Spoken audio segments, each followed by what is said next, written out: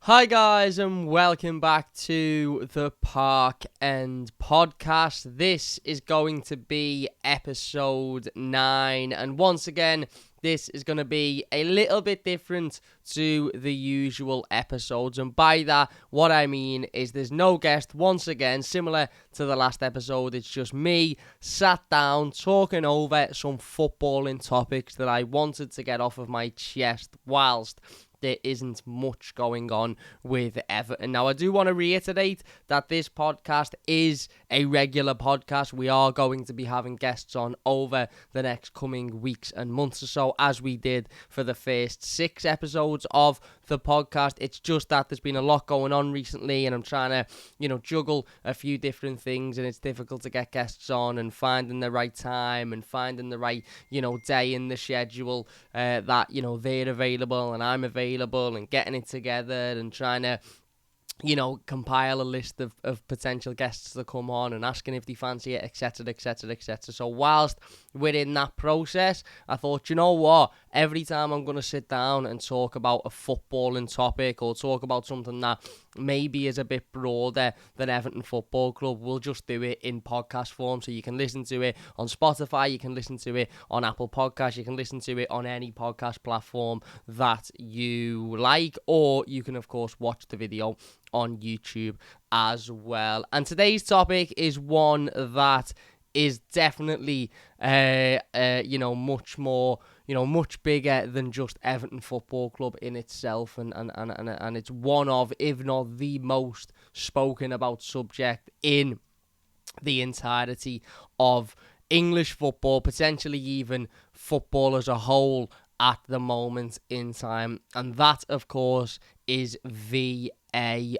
How do we fix VAR? How do we improve VAR? How do we get to a point where VAR works absolutely fine, it runs smoothly as anything, it's perfect, and we're never having to come on and have conversations about how it failed in this game, how it failed in that game, etc, etc, etc. And I'm going to make a bold prediction here.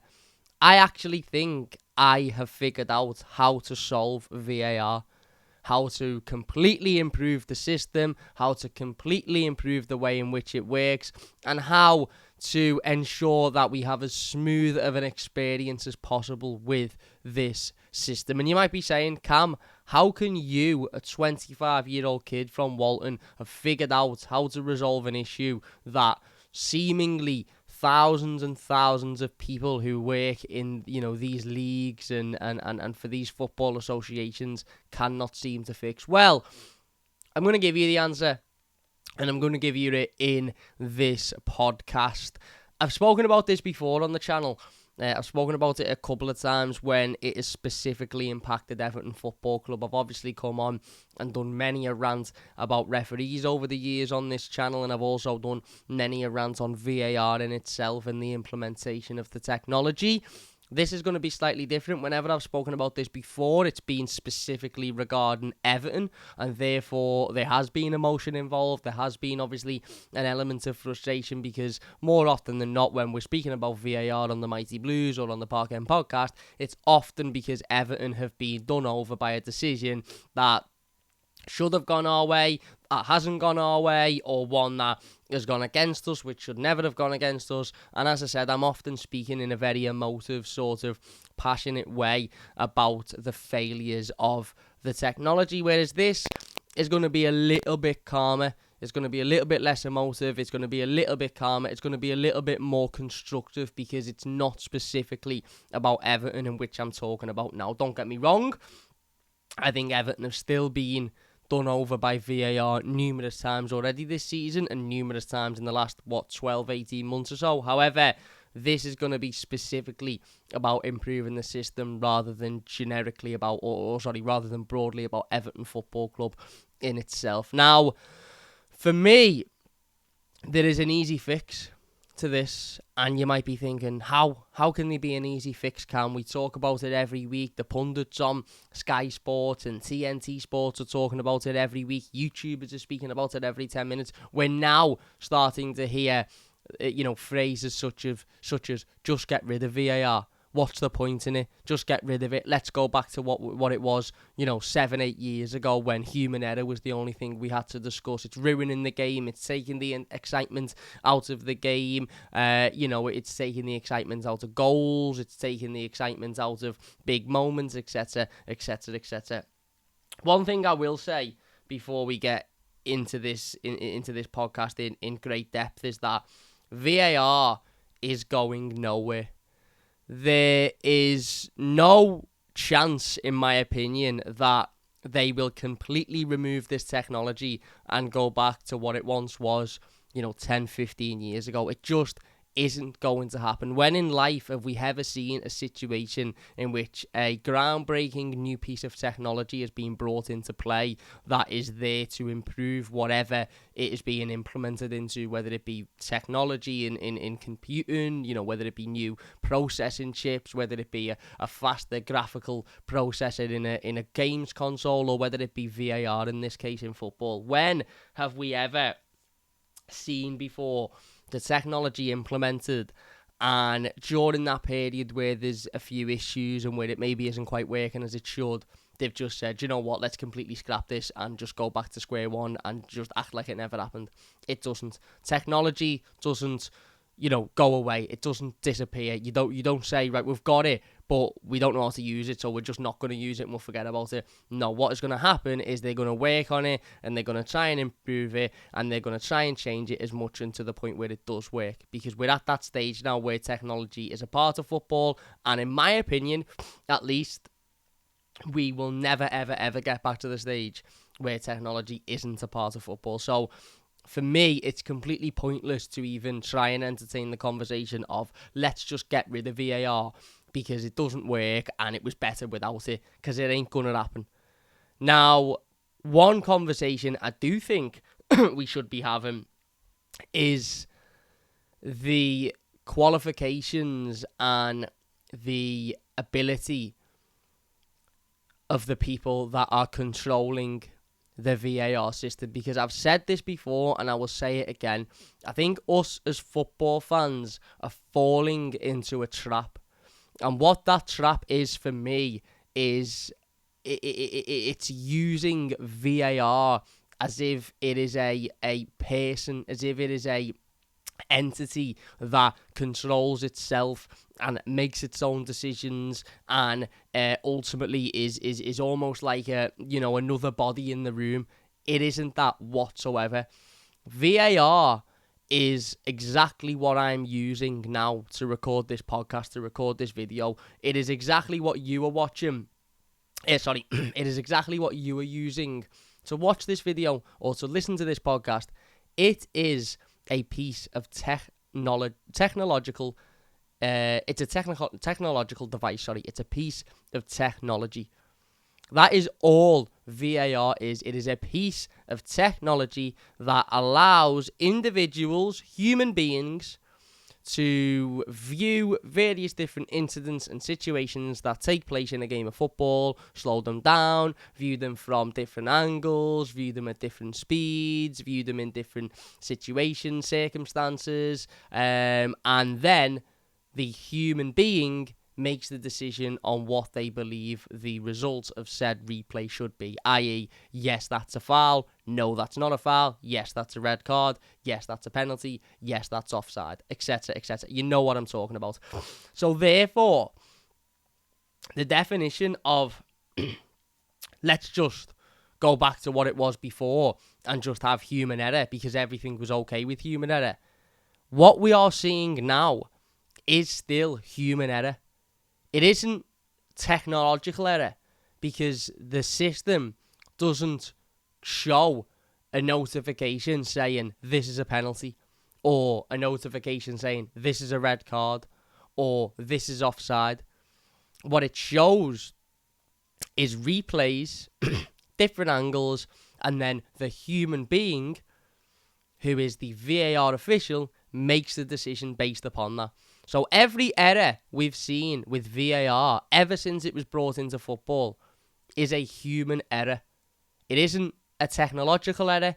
It is a human error. In fact, if they improve the technology and coded the technology to the point where it was understanding of the rules of football and therefore could make a decision based upon what it has had inputted into the system, i.e. the replay of the situation. It can then say, well, given that we know that, given that the technology knows the rules, given that this is the situation we've been given, the computer thinks that this should be a sending off. Maybe things would be a little bit better, but that's not happening. And let's not pretend that that's happening. Because the way in which I see people talk about VAR, you would think the computer is bringing up the computer is bringing up the decision, and ultimately it's getting it wrong, and then we blame the computer. No, it is the same mistake as it was 20 years ago. Only it's worse. Because 20 years ago, referees would make mistakes of not giving a red card for the challenge that should be a red card, not giving a penalty for the challenge that should be a penalty, etc., etc., etc. And they would get away by saying, well, I only get one opportunity to see it. Now, we're not going to go into the talk of deeper issues in the world of football and English football in terms of biases and potential, match fixing and corruption, etc. We're not going to go into any of that in this video because it's for a different video or different podcast, should I say. However, 15 years ago, if a referee would have got a decision wrong, they could come out and say, well, yeah, I got that decision wrong, but that all happened in a split second whilst everything else was happening around me and there was 30,000 people screaming at me and I missed it. I didn't quite see it, or I didn't think it was as bad as that at first sight. That, at the time, was a feasible excuse for referees to use. Don't get me wrong, they still come under criticism, of course they did, but it's feasible for a human being on a pitch with 22 other human beings to miss something that happens and say, well, I missed it, I'm sorry, but I missed it because something else was going on. What's not feasible is 6 people stood in a room with 16, 17, 18, 19, 20 camera angles of an incident, watching it back as many times as they want to watch it back for, sometimes for, periods of time that exceed 5 minutes in various different camera angles and still getting the decision wrong. It's one thing, one person seeing the situation once in real time, getting it wrong. It's another thing, 4 or 5 people seeing it over and over and over and over again in slow motion, in fast motion, from one angle, another angle, and still getting it wrong. That tells me one thing, and one thing only. The people running these systems, the people behind VAR, not VAR, the people behind VAR, the referees, by the way, that are the same referees that referee week in, week out, not an independent company, not independently trained people. These are the same referees that one week are on a football pitch in the Premier League, the next week are in Stockley Park, sitting behind a monitor. Those people are the issue here, not the technology. Not the fact that the referee hasn't seen something in real time.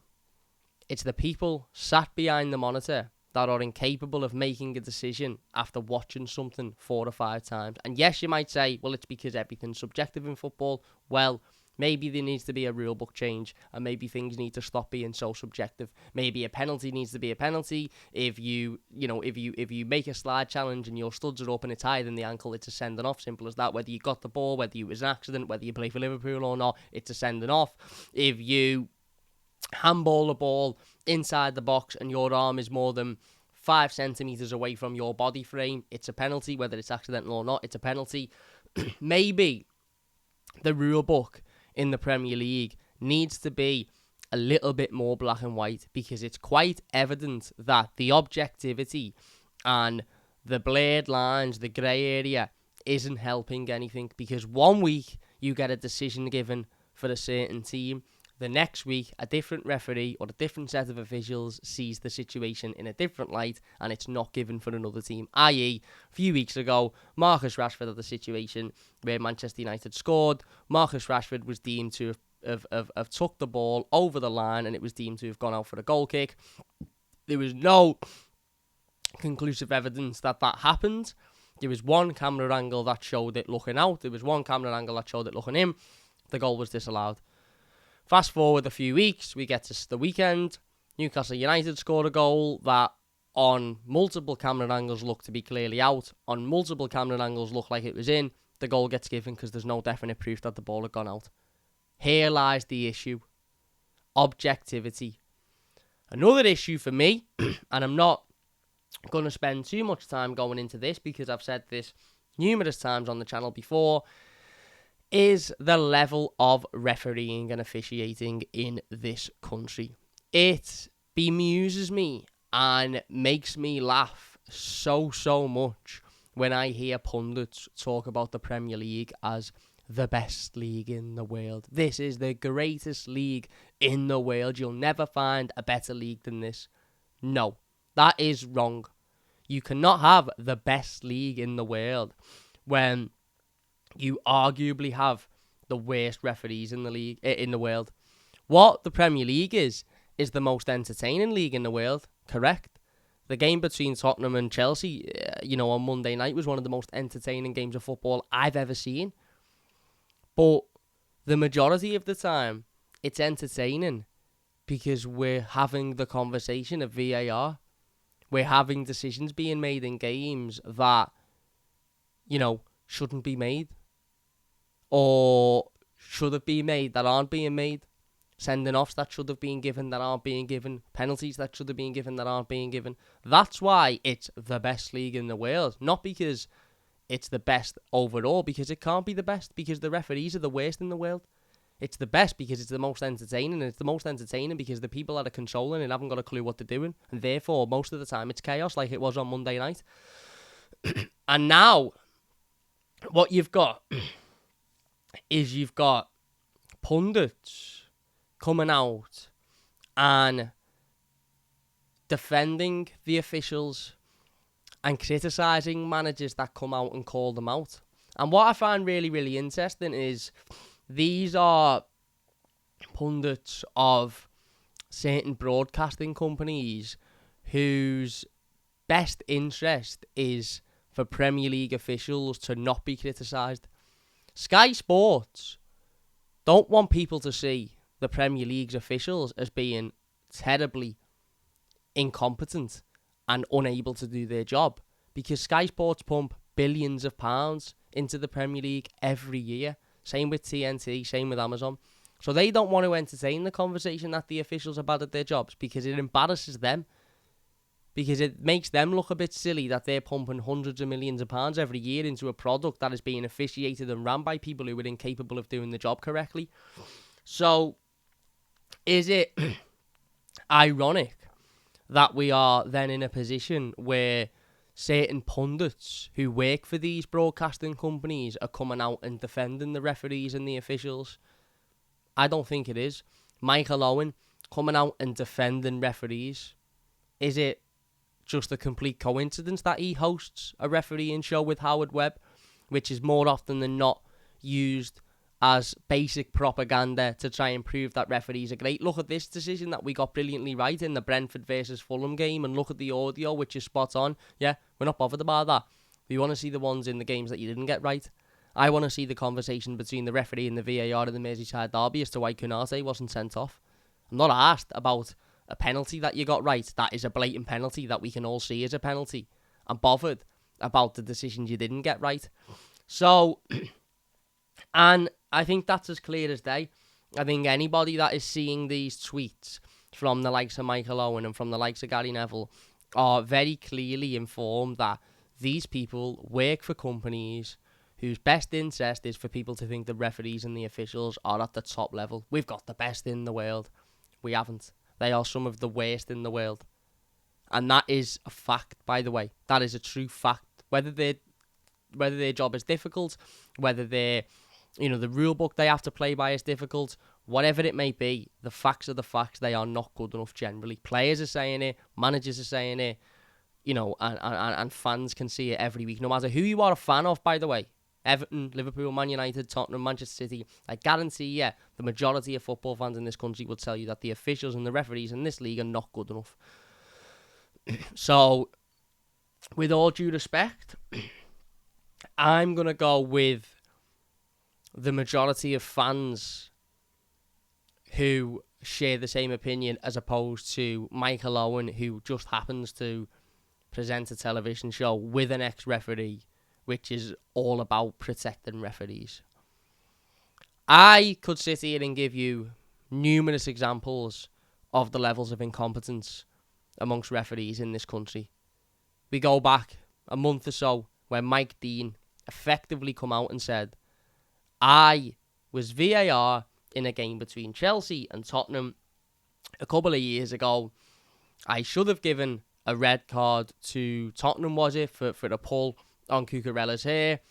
I didn't give a red card because the referee on the field at the time, I think it might have been Anthony Taylor, was already having a bad day, so I didn't want to make it any worse for him. Hang on. That is match fixing.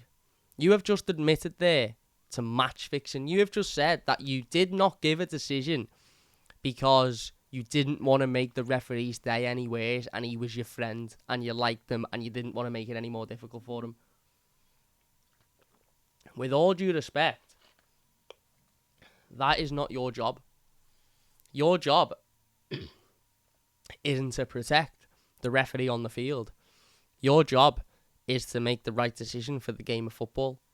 The integrity of that game then disappeared in front of our very eyes because there is no integrity about it. Chelsea had every right to say, well, hang on, the result of that game ended in our manager and Tottenham's manager having a bit of a spat on the sideline. That caused an uproar in the media. Our manager then was sacked a couple of weeks later. If they wanted to, they could use that single decision as a catalyst for a series of events that, you know, effectively formed part of the downfall of Chelsea Football Club. And what was done about that? Absolutely nothing. Mike Dean was on the television 2 weeks later talking about referees as if it didn't matter. This week, we've seen Anthony Taylor, who is one of the most respected referees in the industry, not by me, as I've said before on this channel. I don't have any respect for any of them, but amongst referees, he is deemed one of the best, which is hilarious. He was demoted this previous weekend to the Championship because last week he gave a penalty in the Newcastle Wolves game, which was never, ever, ever a penalty. Now, I know what people might say. He wasn't demoted. He was taking a break. He was given a rest, but he didn't want to rest, so he was playing. He was managing the champion. He was refereeing the Championship. Sorry, that has all come from Mike Dean, who was the same fella who admitted to effective match fixing 2 months ago. So let's not listen to that. He was demoted because he made a horrendous decision. Fine, fair play to the PGMOL. They demoted the referee that made the shocking decision and they made an example of him. You cannot make those types of decisions in this league with the money that is involved in this league, with the impact that this league has. You cannot make that bad of a decision. You are going to be demoted to the league below to referee there. Okay, fair play. A bit of backbone by the PGMOL. A set of cojones. Fair play to them. Anthony Taylor then referees a game this weekend between Preston and, was it Blackburn, I believe? Or Preston were involved in the game anyway. Anthony Taylor gives a penalty. Now, I can't show the clip because of copyright issues, and if you're listening to this on a podcast, you wouldn't be able to see it anyway. But if you go on social media, X or any other form of social media, and you type in Anthony Taylor, you will see the clip. He gave a penalty to Preston for what I can only describe as a mind-boggling situation that I still don't quite understand why he gave this penalty. I'll describe it. As I said, I can't show it. If you want to see the clip, go over to social media and you'll be able to find it. But anyway, the Preston player goes one-on-one with the goalkeeper. He's got a defender behind him, running, chasing him. The defender slips over, makes no contact with the attacker whatsoever. In fact, I think he might just graze his t-shirt with his finger. Doesn't rag him back, doesn't pull him, doesn't, push him, just grazes the material on his shirt as he's falling over. The striker then stays upwards, perfectly stays upwards, takes a shot. The shot goes about 3 miles wide. The striker falls over because he's off balance. Nothing to do with the defender. He's off balance because he's ran a pace and he's obviously just been off balance. Falls over and the referee gives a penalty. And everybody on that pitch, including the team that were awarded the penalty, as I said, I don't know whether it was Blackburn, so I don't want to say it's escaped me. Including those players who had just been given a penalty, were visibly confused and dumbfounded as to how they have been given that decision. That was Anthony Taylor, the Premier League referee, who was dropped down to the Championship for 1 week and made that mistake. Anthony Taylor has since... Now, you might be thinking, what's Cam going to say? Is he going to say he's being demoted to League One? Is he going to say he's being told he needs a couple of weeks off? Is he going to say he's being taken out of the duty for the week? No. He has since been promoted back to the Premier League and is refereeing Manchester City versus Chelsea this weekend, which is the biggest game of the weekend, I think it's fair to say. So, hang on a minute. You get demoted for making a terrible decision. Fair play to the PGMOL. They've shown a little bit of backbone. You then go down to the Championship, make an even worse decision than the one that got you demoted in the first place. And then you get promoted back to the Premier League to referee one of the biggest games of the weekend. What's the point? What power do the PGMOL have? What influence do the PGMOL have? If I was the Premier League, I'd be sitting down with the PGMOL going, whoa. This fella's been demoted because he was deemed not good enough. He's gone down. He's made a worse decision than the one that he was demoted for. And now you want him to bring him back up and employ him in one of the biggest games of the weekend. What's going on there? But no, it's allowed to happen because there is a level of protection to these people and these officials that even their punishments aren't real punishments. Even when they're forced to come out and apologise, they're not fined, they're not demoted, they're not spoken to, it's just ignored. Like I said, when they do get demoted, regardless of what happens in their following game, they will always be promoted back to the Premier League. What's the point? What is the point? And I know people might say you're going in heavy on referees, Cam. What's your solution? Do they all lose their jobs, etc., etc.? There's multiple solutions ultimately. One of them is, yes, remove every single one of the referees in this country and replace them. And I wouldn't be opposed to that because I genuinely do think every one of them are terrible. But, you know, that might be harsh and, again, against multiple employment laws or whatever. Train these people up because they're very, very clearly incapable of refereeing Premier League games of football. Whether that's incapable of dealing with the pressure, whether that's incapable of following the rule book. If that's because the rule book is too subjective, then make it non-objective. And people will moan, oh, that's never a penalty, that's never a penalty. But the reality of the situation is it might be never a penalty in your eyes, but it doesn't have to be. Football, for me, doesn't have to be so objective. The handball rule doesn't have to be so objective. If your arm is within 5 centimetres away from your body, which can be calculated by VAR by looking at it and saying, yeah, that's more than 5 centimetres, then it's a penalty because it's deemed an unnatural position. If your foot is higher than the ankle and the studs are up, then it is a red card. If you are seen to stamp or kick out or anything, it's a red card. You know, yes, you will still have certain things that are objective, of course you will, but the majority of things become black and white then and much easier to follow. And they should be much easier to follow anyway when you've got 14 screens and slow motion replay and you're watching it for 5 minutes. What I found really funny yesterday was, on Monday night, was one of these pundits that has been so defensive of the officials over the last week or so is Gary Neville. He is one of them, ironically, working at Sky Sports, that come out after Mikel Arteta's, rant in his press conference and basically said that it was embarrassing and basically said that that's not the way we should, approach things and he thinks referees should be protected, etc., etc.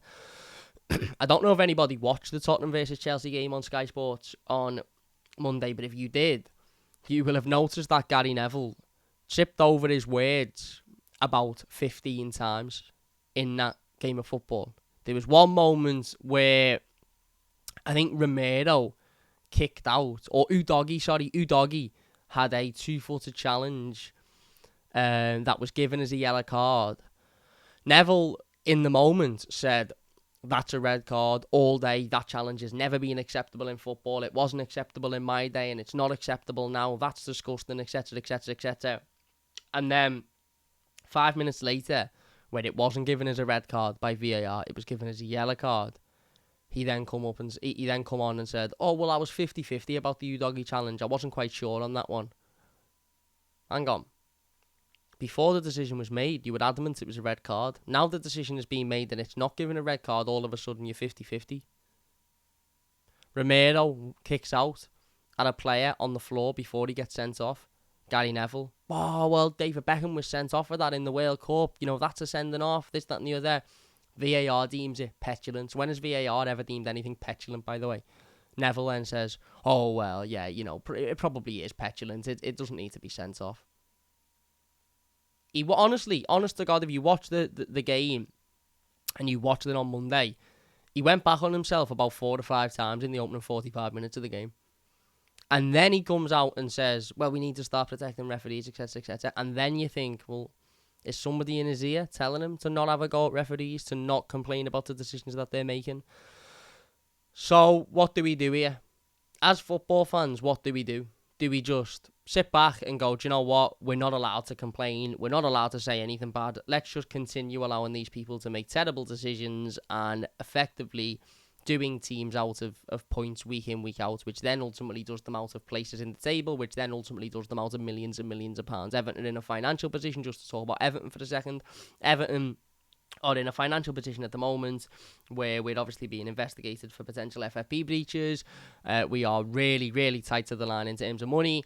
Everton could miss out on 2 places this season via 6 points, and those 6 points could have been picked up in games where maybe we'll have been done out by refereeing decisions. Those 6 points could then amount to a number of millions of pounds that would have given us a little bit more leeway with FFP and therefore put us in a stronger position. It all adds up and it all calculates. For me, as I said, the discussion of get rid of VAR, it's useless, it's this, that and the other, it's pointless, and it frustrates me when I see people have that conversation because firstly, it's not going anywhere. Secondly, it's not VAR. VAR was at fault for one thing over the weekend. And by VAR, I mean the system. And that was not being able to tell if the ball went out of play in the Newcastle game. Fine. That, I'm all for. Blame VAR for that. It hasn't got the right camera angles. It needs more camera angles to be able to show in those situations whether or not a ball is out. Fine, no problem. But it didn't get the fact that Gabriel was fouled blatantly. No, that was an official that decided that wasn't a foul. Again, for me, I think there is a huge amount of protection towards officials at the moment by the Premier League and by the broadcasting companies that ultimately fund the Premier League. And that is no good. Because what that tells us is that these people aren't going to get any better at their job. Because how are they going to get better? Do we expect them magically to wake up one day and just be all of a sudden great at refereeing? No, it's not going to happen. And the people who ultimately have got control of that, the broadcasting companies in the Premier League, are happy with their level of officiating to the point where they're willing to defend them and tell their broadcasters to defend them, which tells me that this isn't going to get better anytime soon. But it's definitely not going to get better the more we keep blaming a technology system that actually is just a posh CCTV system, isn't it? If I was playing on my PlayStation in a minute and I'm playing on a mission on Spider-Man and I can't complete it, I don't say, oh, PlayStation out, get rid of me PlayStation. I blame myself because I'm the one in control. In the same way as these officials are in control of the decisions that they're making and that they're seeing time in, time out, over and over and over again. So yeah, my simple solution is remove every referee from VAR. Don't allow any referee that has refereed the Premier League game of football to sit in that seat and watch another Premier League game of football, because A, they've already proven that they're not capable of doing it and that they're incompetent, and B, we've already seen an example of a referee protecting his friend instead of making the right decision. There's a conflict of interest there massively. Referees should not be allowed to VAR. What it should be is an independent company who train people up, who've got no affiliation with any specific football club, no affiliation with any of the referees, and they're there to make the right decision. They don't care if the fella on the pitch has had a bad day. They don't care if either of the teams is, they quite like them or they quite want them to win. They're just there to make the right decision. Because that ultimately is the big thing, I think, with VAR. And, everything we talk about with VAR ultimately boils down to this question, and this might seem like a really, really easy question to answer, but it isn't. Is VAR there to make the right decision? Now, you might say, well, obviously it is, Cam, but obviously it isn't, because it's actually there to get involved when a clear and obvious mistake has happened. Now, that leaves us with situations where you could have a event in a match where a player is fouled in the box, the referee doesn't give a penalty, VAR doesn't intervene, but then you hear after the game that had a penalty have been given, VAR wouldn't have overturned it because it wouldn't have been a clear and obvious. It wouldn't have been a clear and obvious mistake. So therefore, VAR isn't here to make the correct decision or to find the correct decision. It's there for some stupid reason to determine if there has been a clear and obvious mistake, which is another load of nonsense, by the way. What determines whether something is clear and obvious? What's to say that one mistake is not clear and obvious and another is clear and obvious? For me, VAR's purpose should be to find the right decision, to get to the right decision. If the referee doesn't give a penalty and VAR believes it should have been a penalty, then it becomes a penalty. Not, well, if he'd give it, we wouldn't have overturned it. Well, that tells you that it's a penalty then, and therefore it should be given. Now, I know people will say, well, that's taking all the responsibility away from the referees. That's taking, that's making the referees feel insignificant. And, well, if that's what it is, then so be it. The referees then need to become better to make the right decisions. So we're going to get to a point where, let's say, pardon me, Champions League final. This may never, ever happen before opposition fans jump on it and have a laugh. But Everton get to a Champions League final. Unbelievable. Brilliant. Great. We're playing, Barcelona. It's 0-0. We've played brilliantly, defended brilliantly. 90th minute, Everton get a penalty. Referee doesn't give it. VAR comes out after the game, doesn't give it. Comes out after the game and says, yeah, if it had been given by the referee, we wouldn't have overturned it. So therefore, it should have been a penalty then. You're telling me that it was a penalty, and Everton may have gone on and lost the biggest game in our lives over the decision that should have been given, but you've not given because you don't want to make a referee feel insignificant. There lies the problem. The first issue with VAR is we need to remove this clear and obvious nonsense, because it is nonsense. And VAR's sole purpose should be to get to the right decision, to get to the right outcome. Regardless of whether that puts the referee in a position where they feel like they've been overruled or whatever. As I said, there'll be times in matches where referees can't see everything because they're one human being on a pitch. Egos of referees is a problem because they're that egotistical that they think they should never be the secondary, when really they should be the secondary, because they've got one set of eyes in real time, whereas the VAR team have got 17 camera angles across all of time, can replay things as many times as they want, slow it down, see it in different angles. They need to become the formative referee now, not the fella on the pitch who's proven over a period of 25 years of my life that they aren't able to do the job properly. There you go. So, firstly, VAR needs to change. Secondly, I'd get rid of every referee in that VAR room. Keep them on the pitch, fine, no issue. I still don't think they're good enough to be on the pitch, but, again, keep them on the pitch. Get rid of them in that room and employ an independent team that are trained to be able to do that job properly. No. Yeah, well, he'll be able to do it because he referees on the pitch, so that automatically means he'll be able to run the technology. No.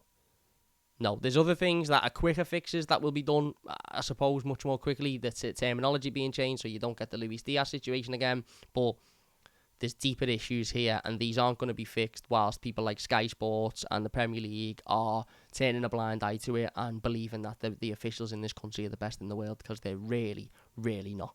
They are some of the worst at the moment. So, there you go.